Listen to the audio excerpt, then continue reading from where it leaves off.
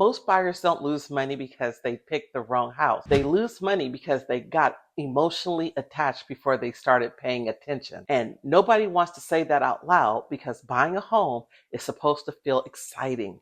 You walk in, the kitchen looks amazing, the staging is perfect, there's fresh paint everywhere, and suddenly people stop thinking logically. That's when bad decisions happen. I've seen buyers ignore major issues because they fell in love with countertops. I've seen people stretch their budget for a dream home that turned into a nonstop repair project 6 months later. And the scary part? Most expensive problems are not obvious during a quick showing. That's why today I want to talk about 5 things you should pay attention to before you buy a house. Not the flashy stuff, not the staging, not the trendy light fixtures sellers throw in to distract. I'm talking about the things that actually matter once the excitement wears off and you're the one paying the bills. Let's start with the roof because this is one of the fastest way a good deal becomes an expensive problem. A lot of buyers barely look at the roof. They glance at it from the driveway and move on. Big mistake. You need to know how old it is, what materials were used, whether it's been repaired before, and if there are any active leaks or soft spots. Asphalt shingles usually last around 20 years, give or take, depending on weather and maintenance. If you're buying a house with a roof that's already pushing that age, that matters because replacing a roof isn't a small fix. That can easily turn into thousands of dollars right after you move in. And here's something buyers don't think about enough. A clean looking ceiling does not automatically mean the roof is in great shape. Sometimes the seller patched cosmetic damages before the listing the home. Fresh paint can hide a lot. That's why inspections matter. And depending on the property, getting a separate roof inspection can be smart too, especially if the house is older. Now, the second thing, plumbing. This is one of those systems people completely ignore until something goes wrong. And when plumbing goes wrong, it gets expensive fast. I'm talking about leaking behind walls, broken sewer lines, water damage under floors, mold issues, stuff that can snowball quickly.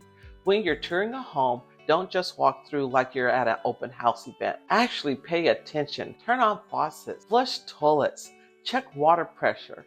Look under the sink, ask about the water heater, and if the house is older, ask about the sewer line specifically. A lot of older homes still have aging pipes that can become major problems. And trust me, nobody wants to move into their new home and immediately deal with plumbing contractors ripping up the yard. Third thing, water damage and mold. Now this one gets overlooked because people focus too much on appearance. A home can smell like vanilla candles and still have moisture problems hiding underneath. Look carefully at ceilings, corners, baseboards, around windows, under bathroom sinks. Water stain matters. Warped flooring matters. Bubbling paint matters. And if you smell something musty, pay attention to that instinct. People ignore obvious warning signs because they don't want to ruin the excitement of buying the house. That's backwards. This is business. You can love a home and still inspect it critically. And mold is not something you want to casually brush off. Sometimes it's minor, sometimes it points to a larger moisture issue that's been happening for years. The key is finding out before you close, not after you move furniture in. Now, let's talk about something buyers underestimate all the time. Noise. A house can look perfect online and still be miserable to live in because of the location. This is why I always tell people visit the property more than once if possible. Go during the evening, go during rush hour, sit in the driveway for a few minutes with the windows down. You'll be shocked what you notice when you slow down. Traffic, dogs barking nonstop, train, horns, airplane overhead, neighborhood blasting music, and look, some people can tolerate noise better than others, but once you own the house, you can't just magically change the location. A lot of buyers focus so much on the interior that they forgot they are also buying the environment around the property. And that environment affects your daily way of life more than people realize. Now, the fifth thing, and this one matters big time, the foundation and exterior. Structural issues are not something you want to discover after closing. When you walk through a house, pay attention to uneven floors, doors that stick, cracks above windows, gaps around door frames, large foundation cracks outside. Now, not every crack means the house is falling apart, but patterns matter. movement matters, and if something feels off, get it evaluated by the right professional. This is not the time to guess. The exterior tells you a lot too. Look at drainage around the property.